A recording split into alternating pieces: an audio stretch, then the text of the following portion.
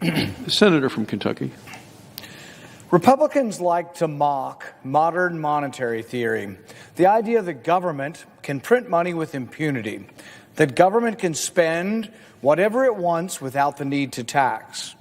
Modern monetary theory is basically the Dick Cheney deficits don't matter crowd, trussed up with a new fancy title. Most Republicans rightly lampoon this quackery, that is, when they're not practicing the quackery themselves.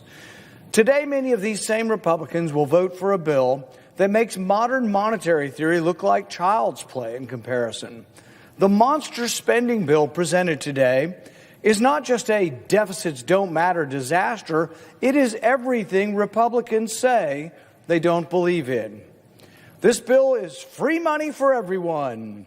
Proponents don't care if you're fully employed or own your own house or own your own business. Free money for everyone, they cry. And yet, if free money were the answer, if money really grew on trees, why not give more free money? Why not give it out all the time? Why stop at $600 a person? Why not $1,000? Why not $2,000? Maybe these new free money Republicans should join the Everybody Gets a Guaranteed Income caucus. Why not $20,000 a year for everybody? Why not $30,000? If we can print up money with impunity, why not do it? The Treasury can just keep printing the money. That is, until someone points out that the emperor has no clothes and that the dollar no longer has value. To so-called conservatives who are quick to identify the socialism of Democrats, if you vote for this spending monstrosity, you are no better. When you vote to pass out free money, you lose your soul and you abandon forever any semblance of moral or fiscal integrity. So the next time you see Republicans in high moral dudgeon claiming and complaining about spending of Democrats and socialism, remind them if they supported this monstrous bill that really the difference between the parties is less Adam Smith versus Marx and more Marx versus Engels.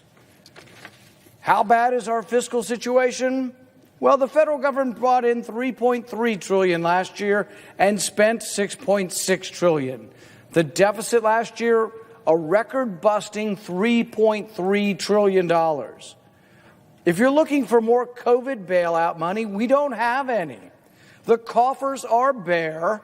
We have no rainy day fund. We have no savings account. Congress has spent all the money long ago. The economic damage from this pandemic is not the reason for this runaway spending. This spending's been going on for decades. Every year, even before we get to all the extra COVID-free money, we've been spending $1 trillion we don't have. Today's money is gone. So Congress is spending tomorrow's money. The spending chart is a red line of red ink that goes on forever. When we talk about spending tomorrow's money, it's not just the money that we need next month. It's the money we might need in a decade. It's the money we will need in 1, 2, 3 generations from now. For national defense, for infrastructure. This is the money that your children and your grandchildren will pay back with interest. The deficit doubling and tripling. Under George Bush, it went from $5 trillion to $10 trillion. Under President Obama, it went from 10 to 20 trillion. We're now at 27 trillion, but we're adding it at $1 trillion a year before we get to this COVID budget-busting bailout. Every tax-paying American already owes over $136,000, and they're staring at projections into the future that show no end. We are $27 trillion in debt today. How do we expect a child to have the economic opportunity when this crushing debt is their inheritance from Congress? The numbers are mind-boggling. It's hard to conceive of what $1 billion is, much less $1 trillion. How big is a billion? Well, 1 billion seconds ago was 1988, and Reagan was president. 1 billion minutes ago Jesus walked the shore of the Sea of Galilee. 1 billion hours ago, man still lived in caves.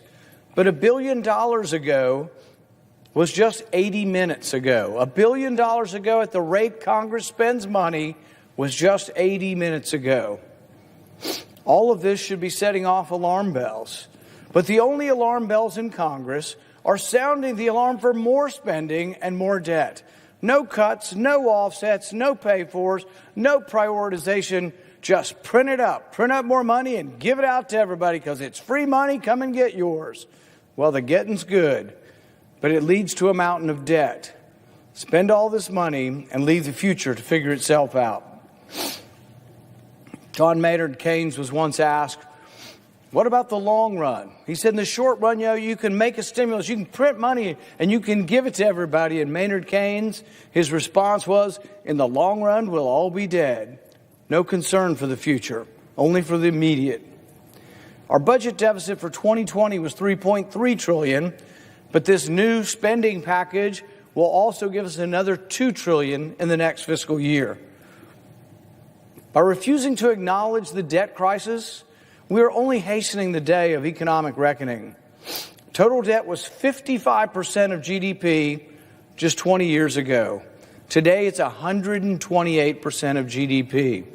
So our total debt is more than our GDP, 128% of our GDP. The World Bank estimates there's a tipping point of debt to GDP at about 77%. Every percentage point costs another tenth or so of economic growth. So every year we're giving up somewhere between 5 to 8% of growth every year because of this burden of debt. This is thousands of jobs every year, tens of thousands of jobs that we lose because of this burden of debt. We are borrowing and worsening this debt crisis in part because too many governors and mayors have imposed heavy-handed restrictions that crush business. It isn't the pandemic that's killing the economy, it's the government's overzealous response that is killing the economy. The pandemic itself was disrupted, but Congress is being asked to help perpetuate these lockdowns. The more money we give to the states, the more they keep us in lockdown. Every bailout dollar printed and passed out to the governors only allows these tin-pot dictators to perpetuate the lockdowns. Their rules are arbitrary and unscientific. Governors and mayors across the country are picking winners and losers.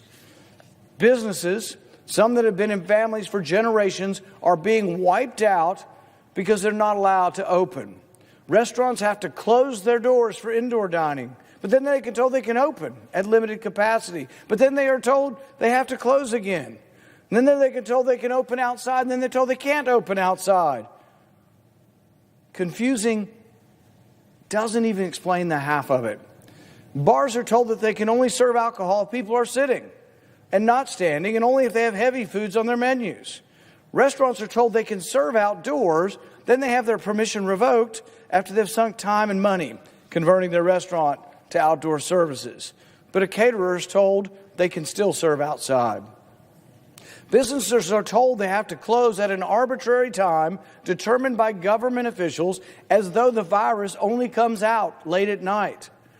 A business in one zip code can open, but one in an adjoining zip code across the street has to close, as if the virus can't cross an imaginary line.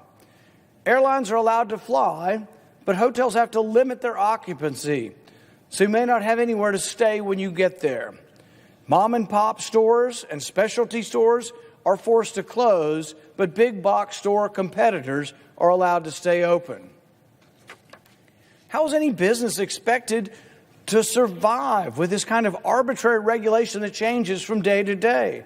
Meanwhile, many schools remain closed, despite overwhelming evidence showing kids can learn safely in person. Which means parents can't go to work, which forces parents to leave their jobs and take care of homebound kids.